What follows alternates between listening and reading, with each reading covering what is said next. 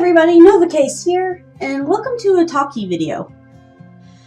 I just went down the stairs and came back up, so if I sound a little out of breath, that's why. Most of our living space is upstairs. Anyway, I digress. Right quick about the image, first off, I wanted to do a little bit more of a talkie video with this, but in an online community I'm in, much love to the Negative Nation. I love all of you guys. If any of you are watching, you're awesome. Whew! I stay out of breath way too much. I need to get in shape. There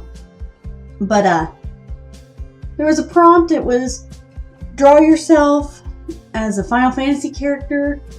And because I'm me and I overthink things, I had to double check at first to make sure that it was, whether it was, draw yourself cosplaying a Final Fantasy character or draw yourself how you'd look in Final Fantasy. It could be either one, so I went, oh, let's draw Nova, since she is supposed to be, the little personification of me, persona. I figured, oh, okay, let's draw Nova, or Miranda, whichever one you want to call her. On here, I call her Nova. On here, she is Nova. Let's draw her in Final Fantasy. Let's have fun with this. But I digress. Let's get into the actual topic. Although I will say, she looks a little bit more in a lot of ways. The final product looks almost more Kingdom Hearts than Final Fantasy. And to be fair, I did, I got introduced to Final Fantasy through Kingdom Hearts, so that's probably a lot of why. But I do like the end product.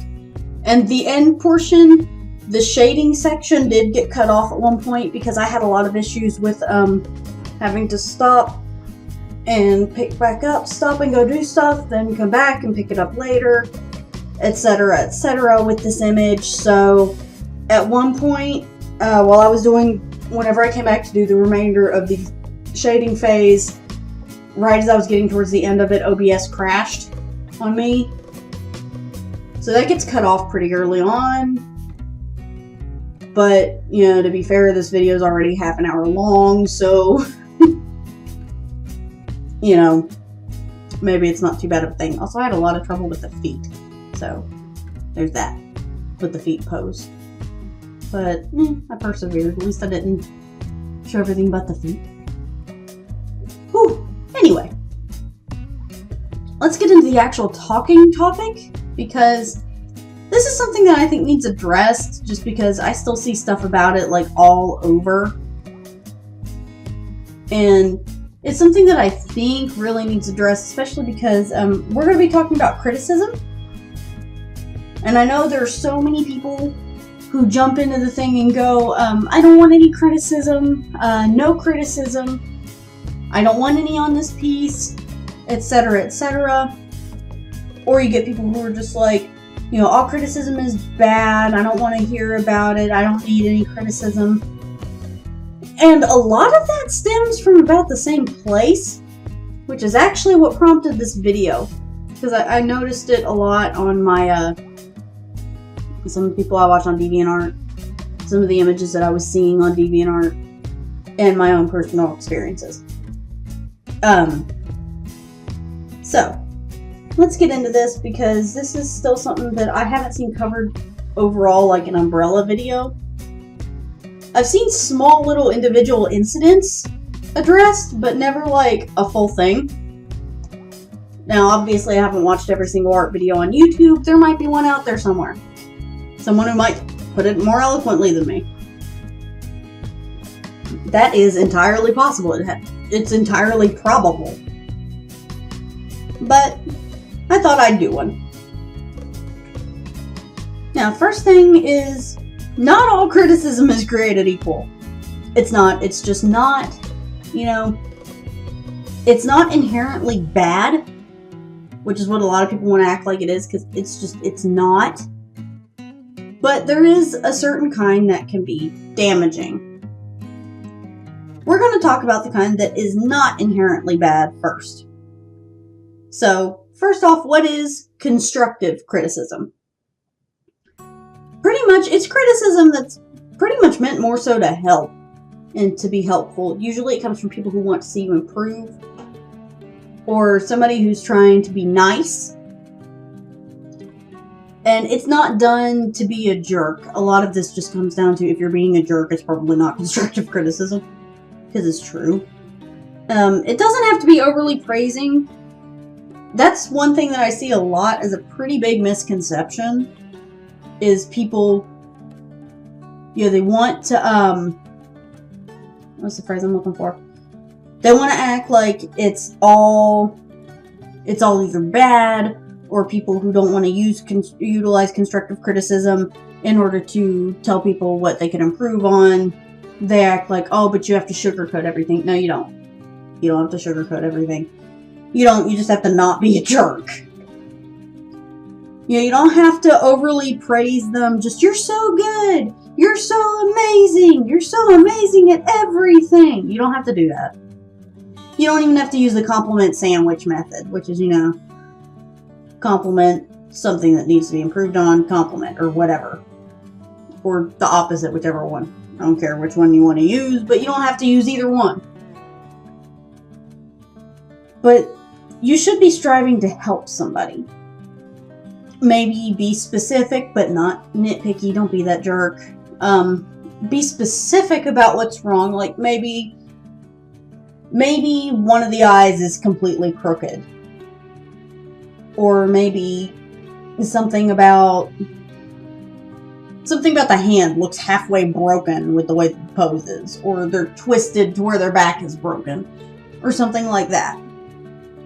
Now, if it's body structure, like maybe they don't have 5 fingers on each hand, they just have 4. A thumb and 3 fingers instead of a thumb and 4 fingers. Make sure it's not something that's a stylistic choice. That's, something that's clearly something that can be improved, instead of something that's intentionally the way they did it because they only wanted their character to have, a thumb and 3 fingers. Like in a lot of cartoons. Make sure that whatever you're going to point out isn't something like that first. But provide suggestions and be specific. Like if the hand looks broken, maybe, let them know nicely how they could fix that. Or shoot, even provide links or something like that to different resources that they could use. I've had a couple of people do that for me in the past, and oh my gosh, it helps. It helps, and it comes off really positively. Because you're letting the person know that you really do want to help, and that you want to see them improve and get better. And that's something that's really nice. Especially in a place like DeviantArt or YouTube, where you see people with a lot of potential, but maybe it's not being utilized to its full extent because this person maybe doesn't have the time to find, because they do it on the side, or doesn't have the resources to find, or they're really young and they don't properly know how to search for the proper resources to help them improve, like tutorials and stuff like that.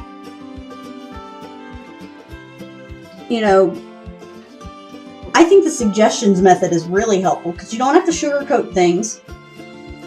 You can just say, hey, I saw this drawing, I thought it was pretty good, but I noticed that maybe such and such could need work on. Here's something that might help you a little bit with it, something like that.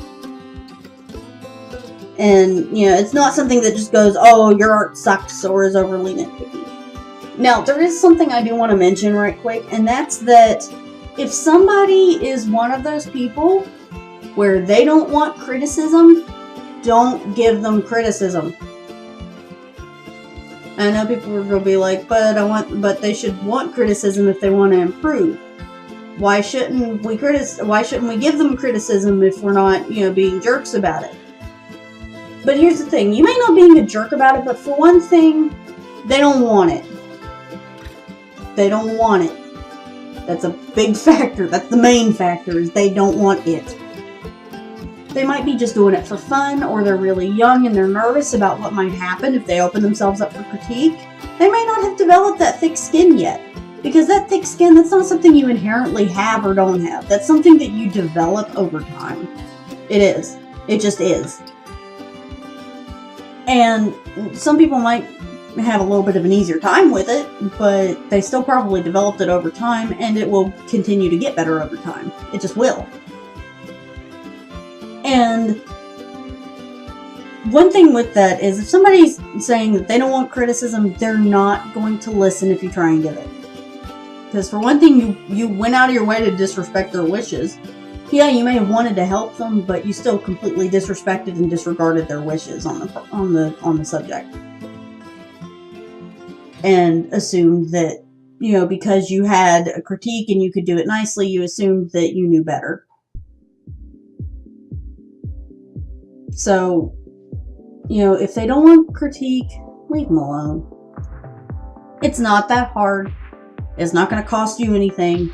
It costs nothing to be nice. Leave them alone. They don't want it. They're either going to get defensive, or they may block you. And not only may they block you, they're not going to listen anyway. Because you've instantly made them not want to listen to what you have to say because you've ignored everything they've said. It becomes this whole thing, especially if they're younger or if they're newer. Well, you didn't listen to me on my image. Why should I listen to you? That's ultimately what ends up happening. So, simply put, to end this little tangent, if they don't want critique, leave them alone. If they don't want it, don't give it. Just leave them alone, move on, go look at something else.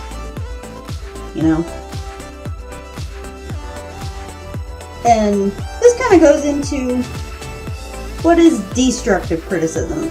Because a lot of these people who pull the I don't want any criticism thing, they're saying it because they've had issues. Some of them have had issues with destructive criticism in the past.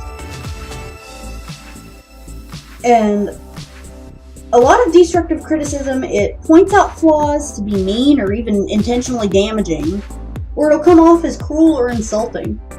Just, haha, your art sucks. Look at how bad this person is at drawing. Blah, blah, blah, blah, blah. That's a lot of what it'll come down to. And it'll be intentionally being a jerk. Sometimes they'll be overly nitpicky. Like, say that, and I'm focusing mostly on the drawing aspect. I know there's a whole lot of more of art forms than just drawing. I know that. I do a few of them. But drawing is what I'm most versed in, most well versed in, so let's focus on that. So, if somebody who's drawing and maybe their pen or their stylus, their tablet pen, whatever, bumps the screen and you get a little teeny mark and they don't even notice.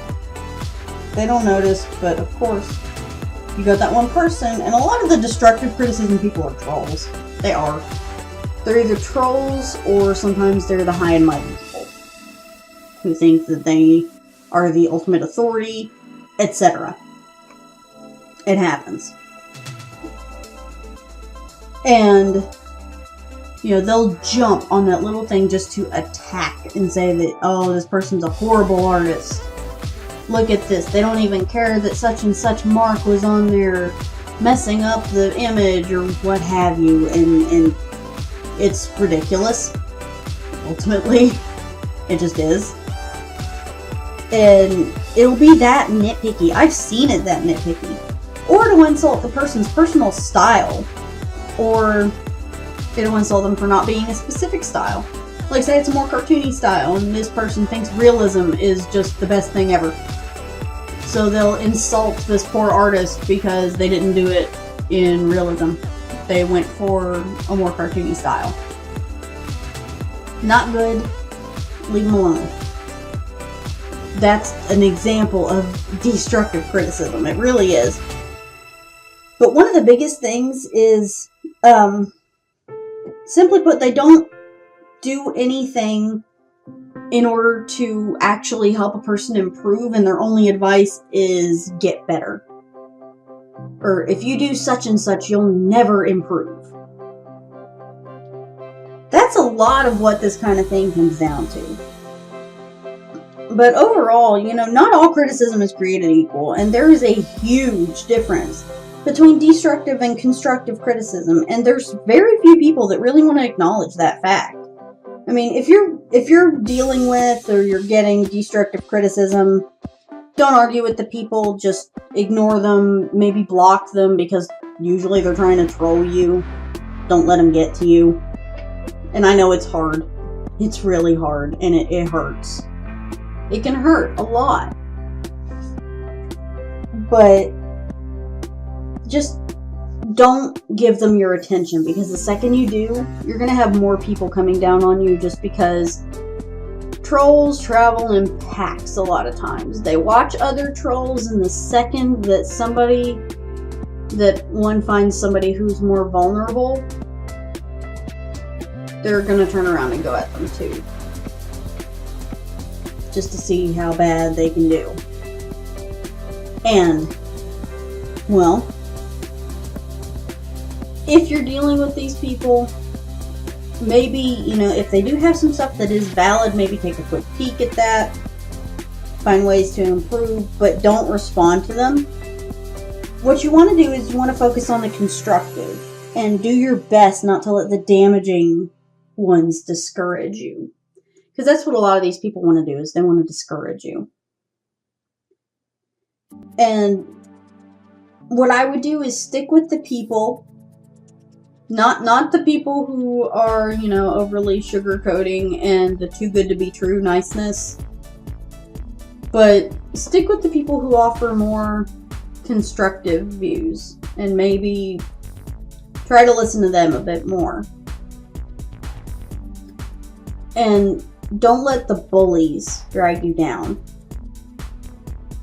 And I know it's hard, but sometimes that's just what you have to do. And that's about all I've got on this one. I might do another one if I can think of more points on this. I know this was a little bit of a long-winded video. I don't usually do talky videos that are this long. I don't usually do videos this long anyway. And I think a lot of what it was is I edit my video portion first, and then I record my audio after, using the time constraints.